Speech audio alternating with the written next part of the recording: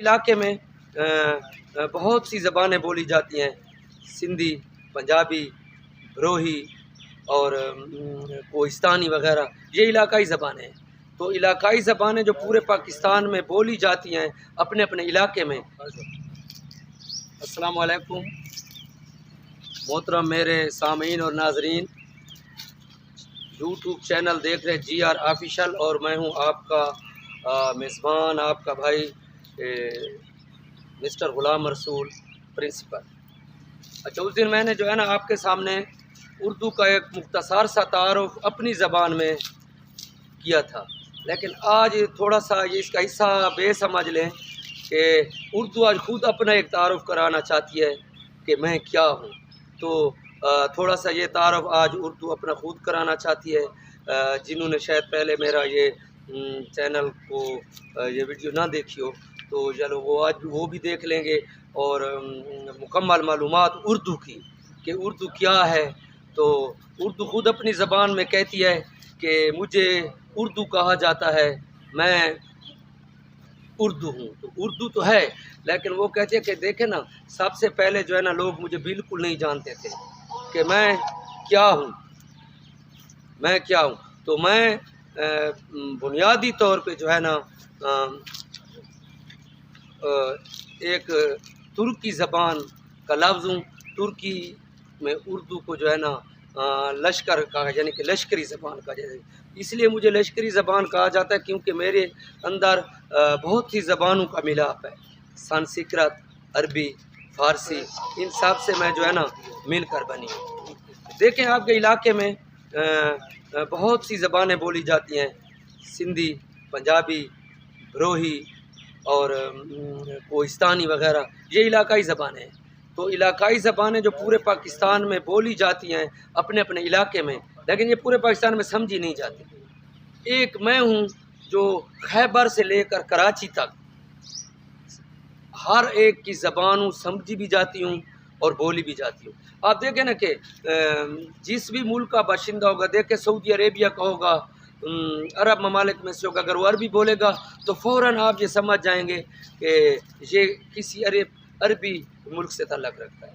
इस तरह देखें, अगर हिंदी कोई बोलेगा तो आप फ़ौरन ये अंदाज़ा लगा लेंगे कि ये हिंदुस्तान का बाशिंदा है। इस तरह देखें, जो इंग्लिश बोलता है और बड़े रवानी से बोलता है, तो ठीक इंग्लिश तो हमारे इलाके के लोग भी बोलते हैं, लेकिन जो जिनकी अपनी ये कौमी ज़बान होती है, जिस तरह मैं पाकिस्तान की कौमी ज़बान हूँ, तो वो जो है ना आप फ़ौरन अंदाज़ा लगा लेंगे कि ये किसी यूरोपी मुल्क से ताल्लुक़ रखता है। तो मैं भी जो है ना जहाँ तक आज पहुँची हूँ, तो ये ऐसे नहीं, ठीक है मेरी उम्र बहुत कम है, मेरी उम्र बहुत कम है, तकरीबन 400-500 साल मेरे ख़्याल में मेरी उम्र होगी। तो ये मैं उर्दू की बात कर रहा हूँ कि ऐसा तुम न समझो कि मैं अपनी बात कर रहा हूँ कि मेरी उम्र 4-5। ये उर्दू खुद आपको अपनी ये कहानी सुना रही है कि मैं कैसे आई, कैसे राइज हुई, मेरा नाम किस तरह उर्दू पढ़ा। तो वो कहती है कि देखें ना कि मेरी जो उम्र है तकरीबन कोई 400-450 साल है। मुझसे बहुत पुरानी ज़बान है जिनकी उम्र तकरीबन 5000 साल के लगभग है। लेकिन यहाँ पर पहुँचने के लिए, यहाँ पर पहुँचाने के लिए शायरों, अदीबों और आलमों का बहुत बड़ा किरदार है, जिन्होंने आज मैं जिस मकाम पे खड़ी हूँ और जिस मकाम पे उन्होंने मुझे आज पहुँचाया है, ये उन्हीं के मरहून मिन्नत है। मेरा अपना कोई इतना वो नहीं है। आज देखें ना, मैं जब आप उर्दू बोलते हैं किसी भी मुल्क में चले जाएं तो फ़ौरन वो ये समझ लगा कि इसका एक ज़िंदा और आज़ाद कौम पाकिस्तान से तल्लक़ है। तो मैं भी, उर्दू कहती है कि मैं भी एक ज़िंदा और आज़ाद कौम की ज़बान हूँ। तो ये आप, और एक दिलचस्प बात मैं और आपको अपनी और बताऊं कि इब्तदा में मुझे उर्दू नहीं कहा जाता था। उर्दू बाद में मेरा नाम उर्दू हो गया और मैं पाकिस्तान की कौमी ज़बान कहलाई। पहले मुझे रेख्ता, हिंदी, हिंदुस्तानी और उर्दू मोहल्ला के नाम से याद किया जाता था, लेकिन आज मैं इन मौसनों की, इन आलमों, अदीबों, शायरों की वजह से यहाँ पे पहुँचूँ तो मेरा नाम उर्दू हो गया, और आज मैं दुनिया के कोने कोने में बोली और समझी भी जाती हूँ। देखिए, ठीक है मेरी उम्र बहुत कम है, लेकिन दुनिया की जितनी भी ज़बानें आज पूरी दुनिया में बोली जाती हैं, उनमें मेरा कहीं तीसरा या चौथा नंबर है। देखें मेरी इस तरक्की को कि 5000 साल पुरानी ज़बानें भी हैं। तो मेरा तो उस वक्त पैदाइश भी नहीं होती, नाम और निशान भी नहीं था।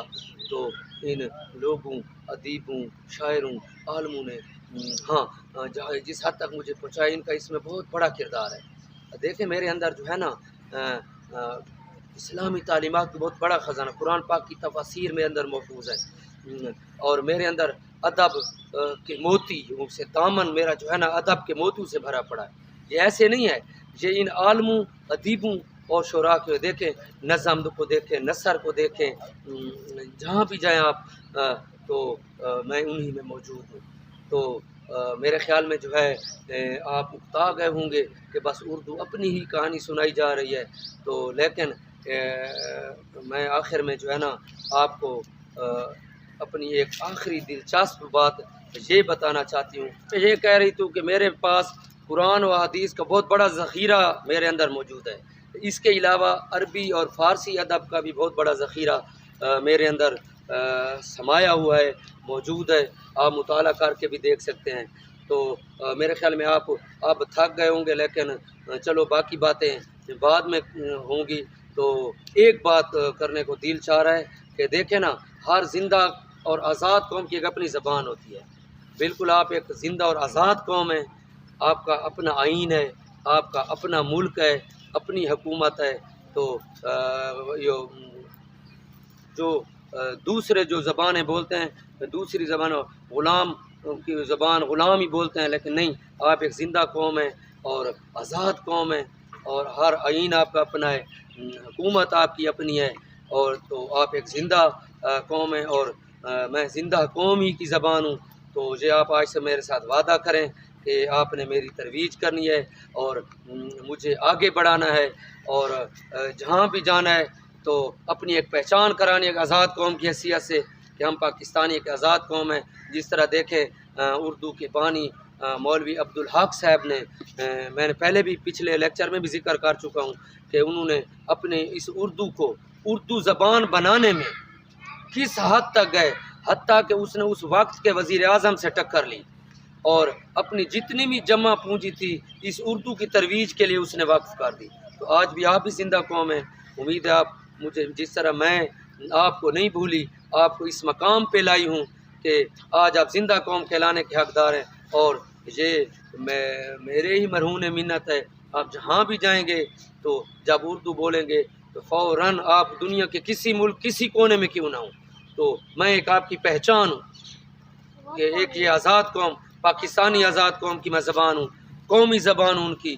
आप दुनिया के किसी भी कोने में अपनी शिनाख्त अपने तारुफ से कराने से पहले अगर उर्दू में बात करेंगे वो फ़ौरन समय आपके तारुफ की ज़रूरत भी नहीं होगी, वो फ़ौरन समझ लेंगे कि ये आज़ाद कौम और आज़ाद मुल्क और खुदादाद अल्लाह ताला की जो हमें नेमत मिला है पाकिस्तान, ये उसके पास है।